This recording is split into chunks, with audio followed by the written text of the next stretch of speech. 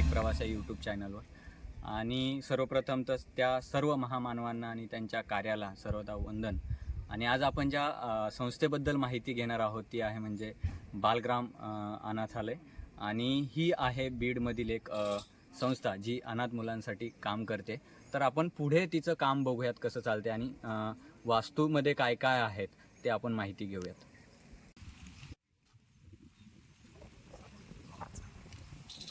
असं आपण इथून प्रवेश केल्यानंतर हा बालग्रामचा परिसर.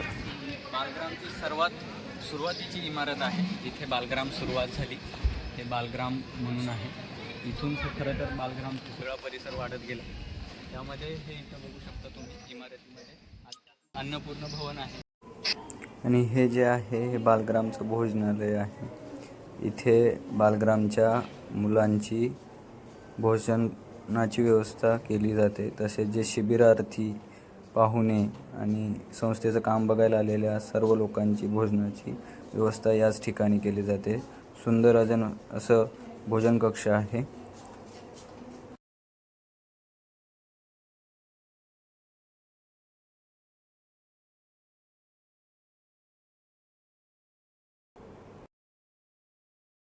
ही एक बालग्राममधली सेवक भवन म्हणून तसेच वरती विद्यार्थ्यांसाठी राहण्यासाठी व्यवस्था केलेली आहे. अशा 4 रूम असलेली ही सर्वात वरचा फ्लोर.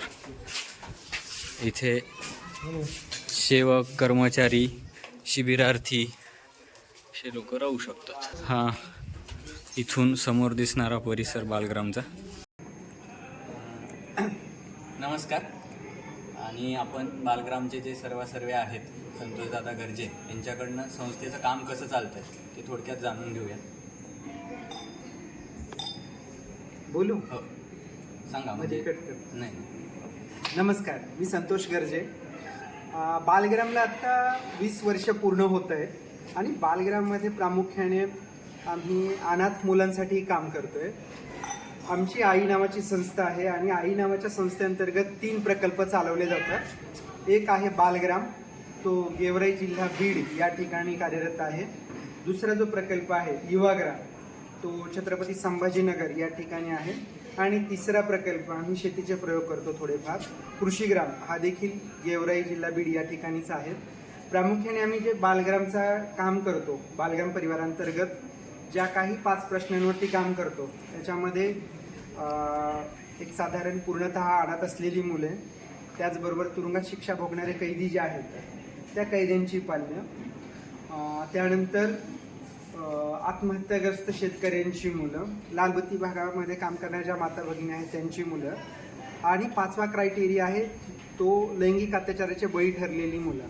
अशा 5 प्रश्नांवरती आमचं काम चालू आहे संस्थेचं. आणि त्याच्यातूनच महाराष्ट्राच्या जवळपास 17 जिल्ह्यामधून आमच्याकडे 127 केसेस आलेल्या आहेत. त्यामधले 115 मुलं जी आहेत वयवर्ष 2 पासून तर वयवर्ष साधारण 18 पर्यंत ते बालग्राम या ठिकाणी राहतात. आणि त्याच्यानंतर उर्वरित जी मुलं आहेत 18 वर्षाच्या पुढची ती संभाजीनगर या ठिकाणी जो युवाग्राम प्रकल्प आहे त्या ठिकाणी उच्च शिक्षण घेत आहेत. तसंच आम्ही याला जोडून काहीतरी स्वतःची निर्मिती हवी या उद्देशानं कृषीग्राम हा एक प्रकल्प चालू केला आहे. तिथं आम्ही शेतीचे वेगवेगळे प्रयोग घेतो. तिथं आमची गोशाळा आहे, त्याचबरोबर सेंद्रिय पद्धतीनं आम्ही त्या ठिकाणी पिकं वगैरे घेतो, मोठी फळबाग आहे. अशा अनुषंगाने आमचे हे 3 प्रकल्प चालू आहेत. मला तो एक प्रश्न विचारायचा आहे की आपण म्हणजे आपल्याकडे आत्ता किती मुलांची संख्या आहे आणि मोस्टली संस्थेसाठी काय चॅलेंजेस आहेत की हे सगळं काम चालवण्यासाठी पुढे? एक आत्ता सांगितल्याप्रमाणे की 127 मुलं मुली आहेत, त्याच्यामध्ये 47 मुली आणि उर्वरित 80 मुलं आहेत. हे सगळं चालवण्यासाठी शासनाचं आपल्याला अनुदान वगैरे काहीच मिळत नाही. जे काही तुम्हाला समोर दिसतंय किंवा जे काही आम्ही करू शकलो त्याच्यामध्ये समाजाचं 100% योगदान आहे. समाजाच्या मदतीवरती, दानशूरतेवरती आम्ही हे समाजाचं एक मानवतेचं मंदिर उभारलं आहे. आणि अर्थातच याच्यासाठी सगळ्यात महत्त्वाची जी गोष्ट लागते ते अर्थकारण आहे. पैसा लागतो. पैसा जर असेल तरच आम्ही वेगवेगळे प्रयोग राबवू शकतो. त्यामुळं मदतीची मोठ्या प्रमाणामध्ये गरज सातत्याने असते. मला अभिमान वाटतो की म्हणजे मी 7व्या शिबिराचा शिबिरार्थी आहे बालग्रामचा. तर शिबिरार्थात म्हणजे जे शिबिर वेगवेगळ्या पद्धतीने आपण घेतलं जातो, उद्देश हा आहे की आपल्याला संस्थेचं काम पोहोचायचं असतं आणि वेगवेगळ्या जिल्ह्यातून शिबिरार्थी येतात. या पलीकडे जाऊन आणखी शिबिरामधून असं काही नवीन करण्याचा किंवा शिबिराचा मागचा तुमचा उद्देश काय? शिबिर म्हणजे आम्ही संस्थेअंतर्गत दुसरे 3 प्रकल्प राबवतो किंवा 3 कार्यक्रम घेतो, ज्याच्यामध्ये जसं तू आता म्हणाल तसं भान तरुणाईचं शिबिर आहे, त्यानंतर बाल आविष्कार नावाची ही एक सांस्कृतिक संकल्पना आहे, त्यानंतर रंग दे बसंती हा रंगोत्सवाचा कार्यक्रम आहे. हे 3 जे काही उपक्रम आम्ही राबवतो त्याच्या पाठीमागे तू म्हणतोयस तसं लोकांपर्यंत जाण्यासाठीचं एक माध्यम मिळतंच, पण त्याच्या पलीकडे जाऊन दुसरी एक भूमिका आहे की समाजासाठी आम्ही काय करू शकतो. समाज आम्हाला मदत करतो, पण आम्ही समाजाला परत काहीतरी दिलं पाहिजे. तर काय चांगलं देऊ शकतो आम्ही? चांगले विचार देऊ शकतो, चांगलं वातावरण देऊ शकतो, त्यांना भविष्याकडे बघण्याची दृष्टी देऊ शकतो, सामाजिक ज्या जाणीवा आहेत त्या या माध्यमातून देऊ शकतो, वेगवेगळी नाती देऊ शकतो, मित्रमैत्रिणी देऊ शकतो आणि समाजासाठी जे जागरूक नागरिक आहेत ते देऊ शकतो. ती आमची भूमिका राहिली पाहिजे. म्हणूनच आम्ही शिबिरामध्ये वेगवेगळ्या क्षेत्रामध्ये काम करणाऱ्या लोकांचा जीवन प्रवास किंवा त्यांचे जीवन अनुभव किंवा ते ज्या क्षेत्रात कार्यरत आहेत त्याचा अनुभव आपण सातत्याने मांडण्याचा प्रयत्न करतो की जेणेकरून त्यांचं पूर्व आयुष्य ऐकून आपलं जे भविष्य आहे ते आपण चांगल्या पद्धतीनं करू शकू, असा एक त्याच्या पाठीमागचा उद्देश असतो. दुसरा जो बालाविष्कारचा कार्यक्रम आहे तो अर्थातच लोकांपर्यंत पोहोचावा ही धारणा असते, पण त्याच्यातून बालग्राम चालवण्यासाठी थोडीफार मदत मिळावी, समाजाचं मनोरंजन व्हावं, आपल्या मुलांच्या कलागुणांना वाव मिळावा, त्याचबरोबर त्यांना स्टेज करेज मिळावं. त्यानंतर समाजामध्ये अप्रत्यक्षपणे लोक आत्महत्याकडे वळत आहेत आणि ते सांगण्यासाठी कितीही तत्त्वज्ञानी असला तरी माणूस थांबत नाही आहे, पण या मुलांच्या माध्यमातून जर सांगण्याचा प्रयत्न केला तर ते त्यांच्या मनापर्यंत पोहोचवतं. मग अशा पद्धतीने त्याच्यातून समाजाचं प्रबोधन पण होतं. तर ती एक भावना आहे. आणि जो तिसरा रंग दे बसंती हा जो आपला उपक्रम आहे, खरं तर आपण आपल्या आयुष्यामध्ये रंग जर नसते तर आपण अतिशय बेरंग झालो असतो. आयुष्य ही सप्त रंगांनी सप्त सुरांनी सजलेलं आहे, पण ते रंग कधी उधळायचे असतात, कधी वापरायचे असतात, उपयोगी आणायचे असतात याचं बऱ्याचदा आपल्याला भान राहत नाही किंवा जाणीवही राहत नाही. आणि या सणाच्या निमित्तानं ते रंग उधळत आपण आपल्यासह इतरांचं आयुष्य देखील रंगमय करतो. म्हणून आम्ही हा होळीचा सण ठेवतो. याच्यामध्ये जाती धर्म पंथ भेद ह्या सगळ्या जाणीवांच्या पलीकडे घेऊन जात एक रंग काय तुमच्या आयुष्यामध्ये निर्माण करू शकतो. जसं आपण पाऊस पडल्यानंतर सगळी धरणी माता हिरवा रंग किंवा हिरवा शालू पांघरते, सगळीकडे हिरवाई येते, तसं एक मन प्रफुल्लित होतं.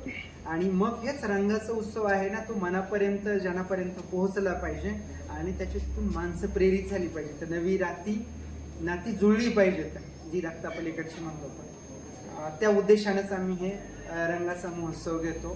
त्याला रंग दे बसंती नाव देऊ केलेलं आहे. खरंच म्हणजे मला आठवते मी आत्ता रंग दे बसंतीचा दुसरा कार्यक्रम म्हणजे दुसऱ्यांदा याचा शिबिरार्थी आहे.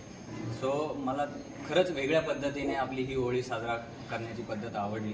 आणि मला पुढचा प्रश्न असा विचारायचा आहे की परवाच एक असं ऐकण्यात आलं की जे तरुण लोक आहेत त्यांनी म्हणजे 2-3 पिढ्या संपत्ती पुरेल इतकी संपत्ती कमवल्यानंतर सामाजिक क्षेत्रात पाऊल ठेवा असं तो मॅसेज होता. याबद्दल तुम्ही काय सांगाल आणि तुम्ही कशी सुरुवात केली? नाही, हे तसं तर काही शक्य नाही आहे, कारण खूप सगळी संपत्ती जर जमवायची असेल तर तिच्या त्या पद्धती असतात. ते सगळं जमवता तुम्ही एक उंची गाठता आणि ती उंची जर तुम्हाला जर ठेवायची असेल तर मग त्याची पायाभरणी म्हणा किंवा त्या टप्प्यावरती जाऊनही जे त्याच्यात नवीन प्रयोग तुम्हाला करायचे ते करावे लागणार आहेत. तुम्ही त्या टप्प्यावरती गेल्यावरती फार तर पैसे देऊ शकता सामाजिक काम करण्यासाठी, पण सामाजिक कामामध्ये उतरू नाही शकत, कारण तुम्ही ऑलरेडी खूप मोठी जबाबदारी घेतलेली आहे आणि तेही एका अर्थानं सामाजिक कामच आहे.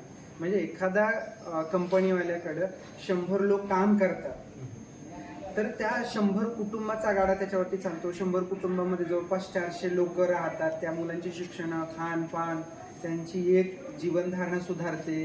त्यांच्यावरती असणारा जो काही एकूणच टॅक्स असेल किंवा ज्या काही गरजा लागतात मूलभूत, त्या ती कंपनी पैसे देऊ करते आणि त्याच्यातून भागवते. म्हणजे तेही एका अर्थानं सामाजिक कामच आहे, पण त्याची कशी चौकट वेगळी आहे. ते एक ठराविक साच्यामध्ये केलं जातं, त्याच्यामुळं ते सामाजिक काम वाटत नाही. आणि असं सामाजिक काम करायचं म्हणलं तर त्या तितक्या वरती गेलेल्या माणसांना पाठीमागे येऊन परत पूर्व आयुष्यापासून सुरुवात करायची, हे तितकं न्याय देणारं कुणालाच ठरणार नाहीये. म्हणजे मला असं वाटतं की जो कुठली तुम्हाला सर्व्हिस देतात ती सेवाच झाली, त्याच्याबद्दल तो पैसा झाला. पण मला हे पुढे जाऊन म्हणायचं की तुमच्यामध्ये तुम्हाला आतापर्यंत हे सगळं एवढं सगळं काम सुरू आहे, त्यात तुम्हाला कळालेली किंवा उमजलेली अशी समाजसेवेची व्याख्या म्हणजे काय? समाजसेवेची व्याख्या प्रत्येक टप्प्यावरती बदलत जाते. बरोबर, तुमच्यामध्ये काय असतं? ते खरंच सांगणं तसं कठीण आहे, पण एक साधी धारणा आहे की मी ज्या ठिकाणी काम करतो ना, भले मी सरकारी दफ्तरमध्ये काम करत असेल, कार्यालयामध्ये, किंवा मी खाजगी क्षेत्रामध्ये काम करत असेल, किंवा सार्वजनिक वस्तूंचा किंवा ठिकाणांचा मी वापर करत असेल, तर तो चांगल्या पद्धतीनं करणं. मला जर का 8 तास सरकारी ऑफिसमध्ये काम दिलेलं आहे, ते मी माझं काम प्रामाणिक करणं हे समाजकार्याचं आहे. मी बस स्टँडवरती गेलो किंवा रेल्वे स्टेशनवरती गेलो तर तिथल्या कुठल्याही वस्तूची किंवा बसची नासधूस न करणं हे पण सामाजिक कार्य आहे. मी सिग्नल पाळणं हे पण सामाजिक कार्य आहे. मी गाडी जास्त न पळवणं, मी पाण्याचा जास्ती वापर न करणं किंवा मी अन्नाचा जास्त अपव्यय न करणं, ह्या देखील सामाजिक कामाच्याच एक धारणा आहेत का. त्याच्यामुळे सामाजिक काम खूप मोठे, खूप त्याग करावा लागतो, काहीतरी बलिदान द्यावं लागतं असं अजिबात नाही. तुम्ही तुमच्या कुटुंबाची काळजी घेता, त्यांना त्यांच्या गरजा आहेत त्या व्यवस्थित पुरवतात, त्यांचे दवाखाने असेल, त्यांची शाळा असेल, बायकोला वेळ असेल, आई वडिलांना वेळ असेल देणं, किंवा तुमच्या बहिणी भाऊ असतील, या सगळ्यांशी प्रेमाने स्नेहपूर्ण वागताना हेही खूप मोठं समाजकार्य आहे. त्याच्यासाठी वेगळं काहीतरी थाटाकी संस्था काढायची अजिबात गरज नाही. म्हणजे थोडक्यात माणूस किंवा एक व्यक्ती म्हणून तुम्ही समाजासाठी, कुटुंबासाठी जे जे चांगलं करताय, चांगलं समाजासाठी जे करता, म्हणजे समाजाची सुरुवात कुठून होती ती आपल्यापासून होते. आपण आहोत, मी माणूस आहे, मग माझं काय होतं की समाजाचा एक घटक आहे, मग समाज माझ्यापासूनच सुरू होतो ना. मी माझ्या जबाबदाऱ्या पार पाडणं, माझ्या कुटुंबाच्या जबाबदाऱ्या पार पाडणं, माझी जी कर्तव्य आहेत सामाजिक, जी नैतिक कर्तव्य आहेत ती प्रामाणिकपणे पार पाडणं हे खूप मोठं सामाजिक कार्य आहे. मी असं म्हणेल की ही माणसातली देव माणसं आहेत. आणि जसं आपल्याकडे एक ओळख होऊन गेली की अनाथांची आई सिंधुताई सपकाळ, त्याच धर्तीवरती अनाथांचे वडील म्हणून किंवा बाबा म्हणून दादांना ओळखलं जातं. खरंच दादाचं काम खूप मोठं आहे, पण या सगळ्या कामाला ती सगळी जोड लागते म्हणजे आर्थिक याची, आणि ती वेगवेगळ्या माध्यमातून पूर्ण होत असते. मी जनतेला किंवा जे लोक हे व्हिडिओ बघतायत त्यांना असं आवाहन करेल की जे काही शक्य होईल आपल्याला ती आर्थिक मदत करावी. ते नसेल शक्य तर आपण संस्थेला भेट देऊ शकता आणि संस्थेचं काम जवळून पाहू शकता, आणि काम नंतर आवडलं तर आपण नक्कीच मदत करू शकतो. आणि दादाला हे सगळं काम पुढे चालू ठेवण्यासाठी खूप खूप शुभेच्छा. Thank you so much. खूप खूप धन्यवाद.